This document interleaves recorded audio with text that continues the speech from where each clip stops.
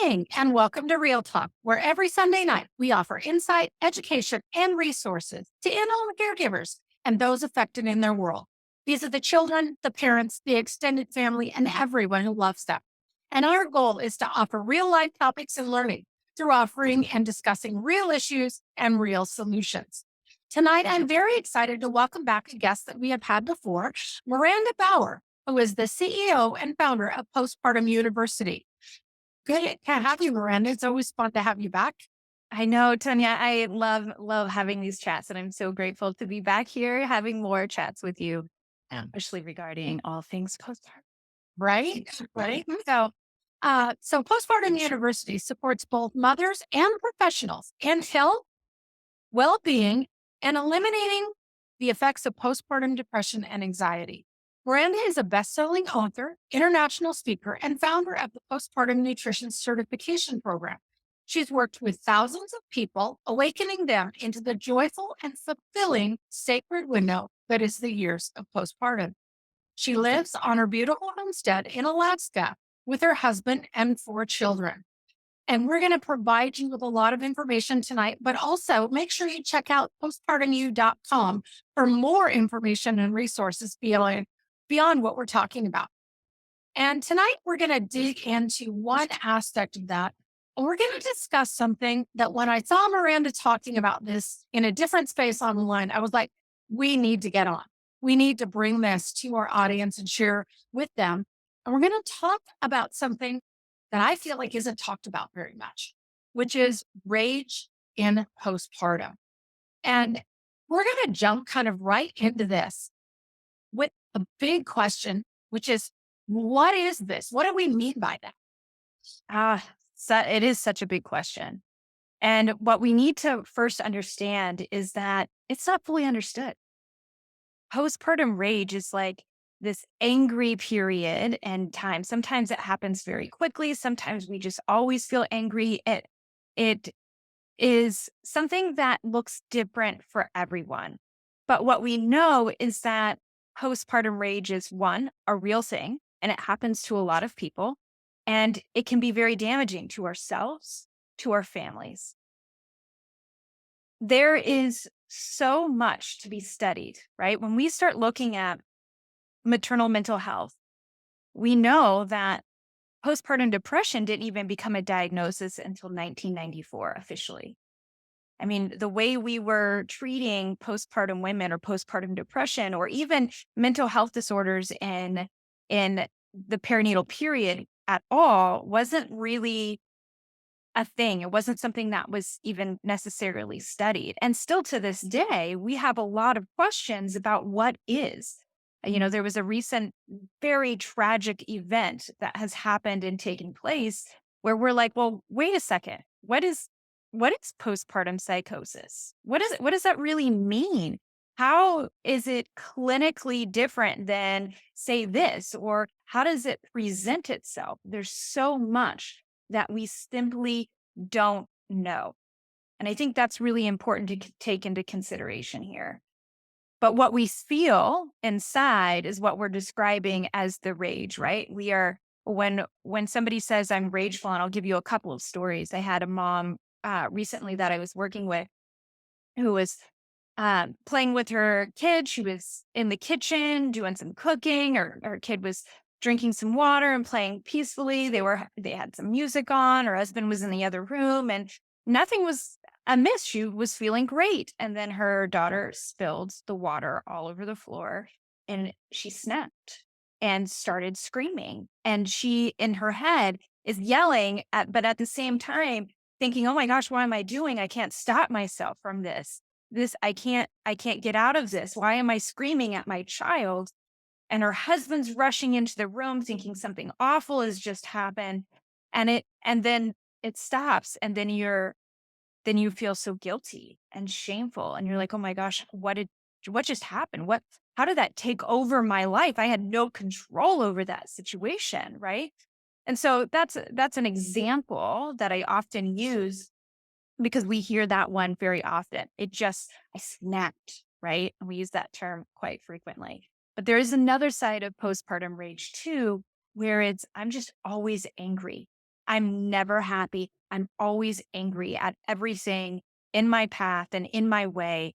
And there's an underlying resentment. There's an underlying pain that has us constantly in a state of madness and anger. Yeah. And I would say, having talked to a lot of postpartum moms, I've heard both of those scenarios when people are willing to talk about it, because you touched on a really key point. There's a lot of shame associated with this, especially given that we know in our heads that it's irrational, but we can't stop it, right? So people don't talk about this a lot. And that's why I was like, we've got to talk about this. We've got to put this out there and provide an avenue for people to understand this happens, but there's help, right? But the There first is. question I get all the time is, what causes this? So Yeah. let's talk about what is the source of this? Where does this come from? Why does it happen? So you have to understand again, the clinical aspect is still very unknown when it comes to postpartum rage. We do know that people who have postpartum depression do have a higher chance of experiencing rage. So we know that if you are experiencing rage, there is a chance that you also had postpartum depression, right? So we have that connection, but we don't have much else, right? But when we start looking at the real reasons outside of this clinical, kind of piece, what is really happening within the body? When we start looking at the physiological and psychological changes that take place, then we can start painting a better picture of, okay, this is going on inside me and this is why it needs to shift. So when we understand birth, let's take birth, for example, it is a very massive change in a very short period of time, and it no matter if your birth was 3 days or 3 hours, right? And the time space continuum, it is but a blip of time, right, in your body. And it radically transforms so many aspects, your hormones, your gut changes, right? The way you process foods. And a lot of this has to do with your nervous system shifting. Your nervous system has taken a huge shift to help you accommodate becoming a mother, whether for the first time or the 10th time. And that shift in your nervous system is the very thing that keeps you and your baby alive. It is a biological normal. And we want this shift to take place. So many, generations and generations ago, this biological shift, one of its sole purposes was to help us protect our baby and be able to witness and sense danger and remove ourselves from those positions. So if you think back into, the kind of Stone Age time where we were, climbing mountains and having to fight off mountain lions and things like that, right? Our bodies were able to sense these dangers. That is the gift of being a mother and a gift of, we call it a sixth sense sometimes as mothers. We recognize this in ourselves all the time, but we don't recognize it in terms of the nervous system. So that's what I'm trying to explain here as best I can. So your nervous system is in a heightened state of awareness. And that heightened state of awareness is what is necessary, right? So when we come close to, say, a balcony, or when we go into a car, or we're going down the stairs, what does our body naturally signal to us? Danger, right? There's something that can really bad that can happen.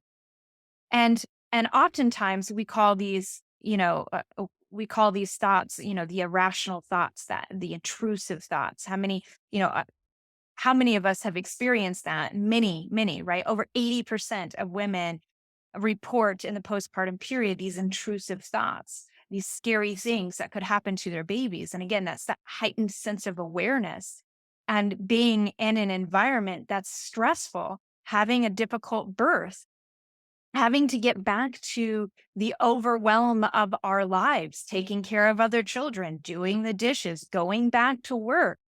All of those things add up and put pressure on our nervous system. so that the state of awareness, is baseline here, but then when we're postpartum, it's up here to protect us and keep our babies safe. And then we have all of that extra stuff, and now we're like way up here, right? And so we have this nervous system that is out of balance, and it feels out of control.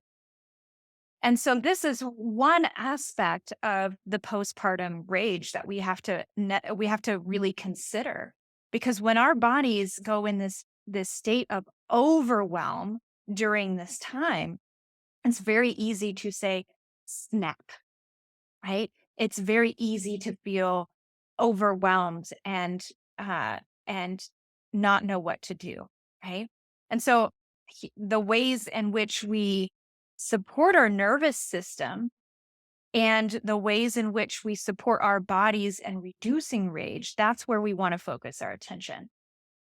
And so I can tell you all of the things related to that if you like. There's a couple of key components.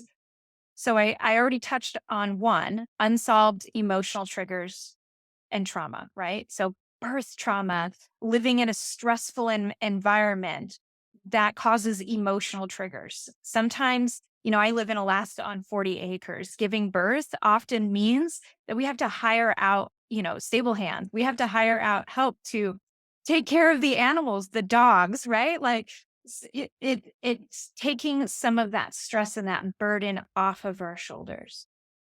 The other aspect that I see often is resentment. We don't get the support we need. We grow resentment, and that resentment often leads to postpartum rage.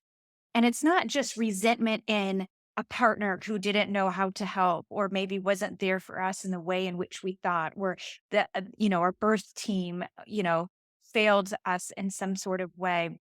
It's also resentment against ourselves. It's resentment against our baby, or against our other children. Again, very taboo topics that we don't talk about, but resentment, being upset at someone taking something away from us, or the loss of something, whether it's our previous life or something fun that we thought we would be able to do and we can't now because so and so is sick or so and so didn't help, or whatever the case may be, that resentment piece. Lack of sleep. I don't even think we have to spend a lot of time talking about what sleep does to us when we lack it. We know it is significant in motherhood. The other component that we don't talk enough about is lack of nutrition.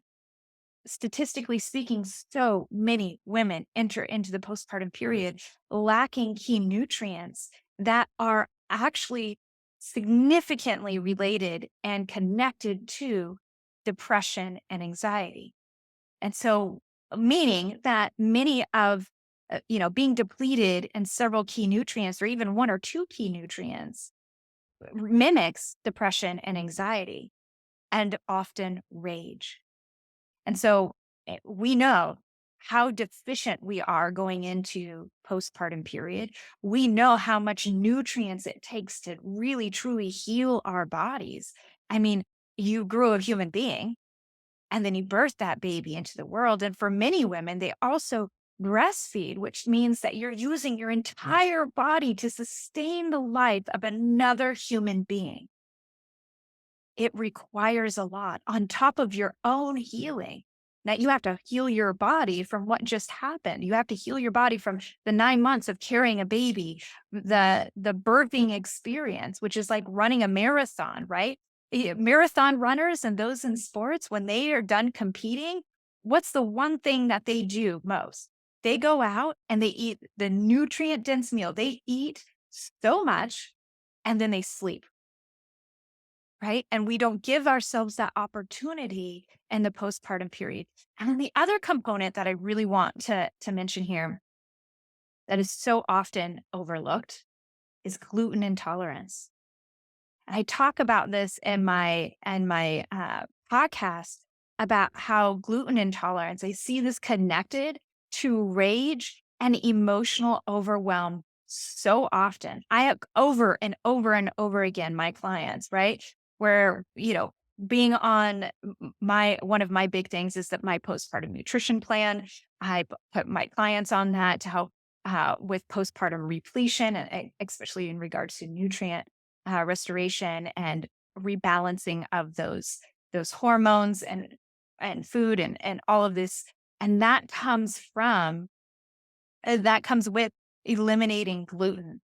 And then they'll be so surprised, like, wow, I didn't realize, after a couple of weeks, because it takes 4 to 6 weeks for gluten to leave the body. I didn't realize how much that was playing an effect until I ate the noodle to my kids' mac and cheese to test it to see if it was done. And it happened to be gluten. And then a couple of hours later, I blew up. And then we tested again, right? Ate my kids chicken nuggets. I see this often. It's usually in relationship to, oh, was doing the mom thing. I was eating the rest of my kids, food before, taking care of the dishes. And then you get gluten in your system and then boom, that triggers you. And that, I want to say, does not have anything to do with postpartum. That is a sign of gluten intolerance in and of itself, right? My niece is a prime example. When she gets gluten in her body, she's impossible to work with. She's very emotional, high emotions, very angry. She has a very difficult time controlling her body, and it wreaks havoc. It takes over her, and it does so for a good 24-hour period. So we know when she gets gluten intolerance because it's very difficult to work with her in any sort of fashion, and that's not untypical. It's a normal thing, I should say. It is a very normal thing for gluten intolerance people to present in that way. And we see that often in postpartum because your gut shifts, the changes that are taking place within your body, especially in regard to your nervous system and those gut changes, make the your body react more reactive to things like gluten. It causes more inflammation and then therefore these other symptoms. So I can go on and on, but those are basically the reasons why we are experiencing postpartum depression and really what we can do about it to support ourselves and overcoming this. Yeah, I'm in hearing this, of course, I think about myself, but also about clients and people that I know. Um, and the gluten component is something I've definitely experienced um, in that I am pretty gluten intolerant, but I don't get rage. But I do get depressed. And so I get this like overwhelming depression sort of thing. And then if I pay attention, it's like, oh, wait a minute. I let myself have these things the last couple days, and now I'm having this impact. And I picked up on that. I didn't know that it was a component also with the rage, but it makes total sense because it clearly has a physiological effect. Um, Exa so, It's actually really interesting, and just to share with you for a second, that we know that depression is no longer it's not a serotonin deficiency. That's very old science. right. We know that depression is related to, uh, inflammation in the body, right? So that is the connection. It's not a chemical deficiency in your brain. It actually has nothing to do with your brain whatsoever. It has everything to do with inflammation within the body, wherever it is. Inflammation is the precursor to depression. We actually know if there's inflammation in the body, chances are you either have or are about to develop depression. And so they go hand in hand. Well, it's amazing the things that we are learning that ultimately are tied so much to our food sources and nutrition. And of course, that's your hardcore expertise, right? Yes. And so if somebody says, wow, I am experiencing one or more of these types of symptoms, uh, I'm dealing with this. I'm dealing with this rage, or I'm dealing with shame, or, you said there's a lot of these things that we just don't talk about. And I think part of it is lack of education. Part of it is what we consider, societal norms. And it's not okay if we're not okay. Right. But let's talk about the practicalities of this. If someone is dealing with this, if somebody in our audience is dealing with this, or one of the postpartum professionals watching this is dealing with a client who's got this, how do we help? What are some of the things that we can do? Yeah, such a good question. First off, reach out for help. Reach out for resources. Find someone that you can connect in. It doesn't have to be a counselor, but that's a really good place to start. And we're in a really profound place when it comes to counseling and therapy and the whole holistic world right now, where we are able to find the support, whether it be online, which is where I'm finding more people turning to, because mental health services have wait lists that are sometimes at years in some places. But you're able to find that care. So find someone who's trained in perinatal mental health. Okay, that's first and foremost, trained in perinatal mental health that can help you. If you and again, counseling, finding a support group in your area, resources, anyone who can start giving you some support tools, right? Because we need all the help we can get. This is not something that we should be doing alone. And and not only should we not be doing it alone, we don't deserve to be doing it alone. I was actually having a conversation with someone very recently, in all other countries around the world, we don't even have to talk about deserving. It just, oh, we need help. And so I'm going to get it. But first, and the US, we have to convince women that they're worthy enough, that they're important enough first before they will. It's such a crazy thing. So know that you deserve help and reach out for it.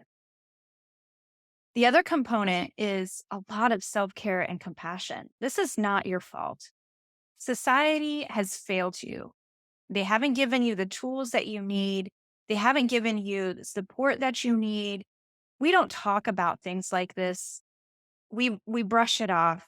We're just now studying things related to postpartum, especially mental health, but the physiological changes that take place, those are literally just being studied, right? We don't value women in our community as we should.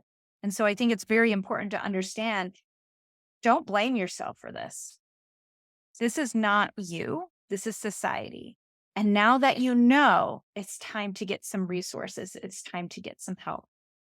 And then start looking at some things in your life. Are you sleeping enough? How can you get more sleep? Start talking with your partner, talk with the support people in your space. When you are so sleep deprived, everything feels pointless. It feels helpless. You feel like you can't get out, right? And if that's you, know that there is a way.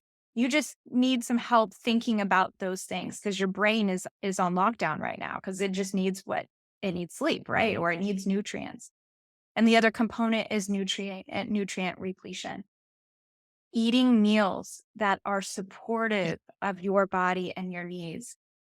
Meals that are easy to digest, that doesn't take a lot of effort or energy on your part. Soups, stews, broths, right? Fat full, protein full, because those are what help hormone balance. That's what helps restore our tissue. It supports oxygen flow within our body. There's so many benefits to protein and fats. We need all of that. Milk production, it's the whole thing. But if you're not getting enough, I can guarantee you're not going to feel your best. And of course, even if you think that gluten is not something that you've ever had issues with, it might be worth eliminating. And I don't always recommend just eliminate things, right? I'm not that person who likes to just take things away, especially during this time, like calorie counting or any of that. That's like some of the worst things that you can do. And I'm not a big proponent of adding more stress on someone and saying, well, take away gluten, but it is one of those foundational pieces that might have a bigger effect on you than you know. And because we're in postpartum, in whether it's the weeks or even the first few years, your body is so much more sensitive. And so that might be a thing for you, and it might be worth looking into and eliminating. And again, it takes time, 4 to 6 weeks to be removed from your system. And therefore it can take some time to know whether or not it has an effect on you. But it may be worth doing. Well, yeah. And the one other thing that I want to talk about uh, before we kind of wrap up for today is that really want to talk about the impact that this has and how we can work towards fixing things, towards healing this on relationships. Whether it's the partnership relationship, whether it maybe even impacts other familiar relationships, like with other children, etc. Can we address that whole topic? Because I think, yeah, the focus absolutely is on the postpartum parent, but they don't live in a vacuum. This impacts way more than just them. It so does, right? And I talked about very briefly the guilt and the shame. Our children are watching us. It affects the way we are bonding with the people in our lives. It affects the how we perform our daily tasks. I have moms who live in fear that they're going to blow up at any moment, right? And that is not a place to live. And and the feelings of what am I doing to my family? Maybe I should just leave. I hear this often. Maybe I shouldn't be here. And this is where the spiral transpires. This you have to get help, right? And so there is a way that we can heal our relationships from this. And the first and foremost thing is start getting help, right? That's first and foremost. And if you don't know where to reach for help, reach out to your partner, right? Or the person who, you know, if they're an adult that you're having challenges with or feel like you're being rageful about more often than not. Ask them, I need help. I recognize what I'm doing and I feel so much guilt. I feel shame. I don't know how to control it. I don't know how to make it go away. Or, just communicating that I recognize this is a big deal and I'm so sorry for it. This is a piece of taking responsibility, right?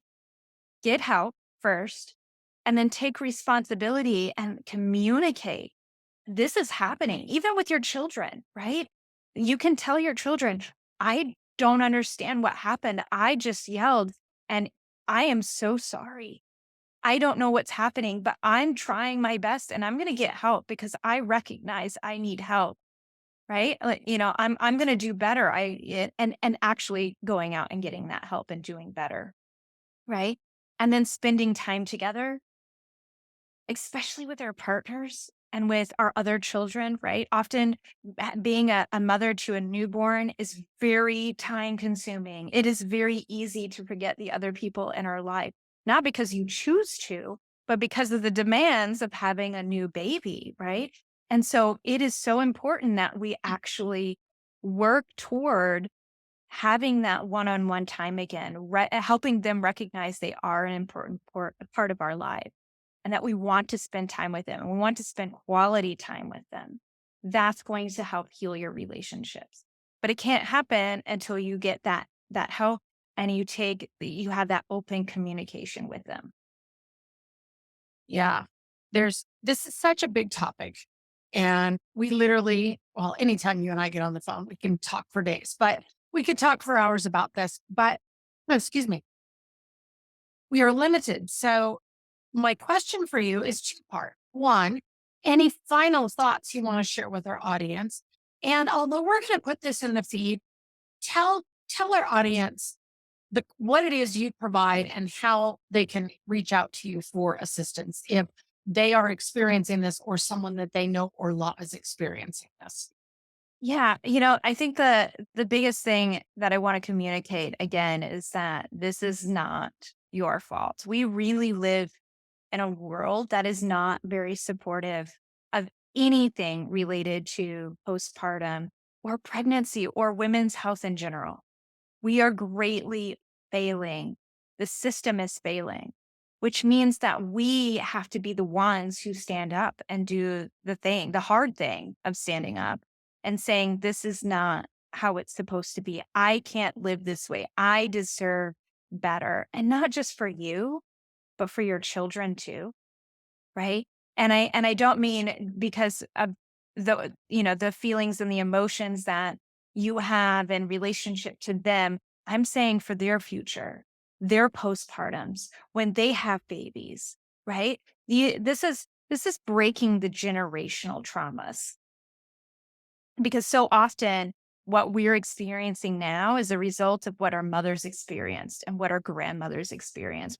It was a very difficult, traumatic space that they lived in. And a lot of those things and the way our society has shifted, we are just no longer helping the women that we serve.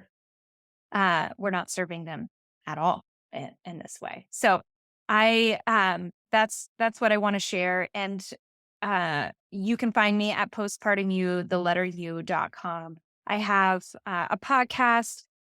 We have an entire membership for both mothers and professionals, which is very profound, over 30 plus hours of continuing education, trainings, tons and tons of trainings, videos, PDFs, online books, everything that you can imagine on all sorts of topics in postpartum, as well as business trainings, all sorts of things. And then we have a whole area for moms as well, where you can learn these tools, learn techniques, the practical guidelines, what to eat, what would be helpful, recipes, how to get sleep with the newborn, all of these amazing trainings and so much more. So we provide it all. We have everything. You can go to the website, kind of dabble around, check it out, and ask questions if you need to.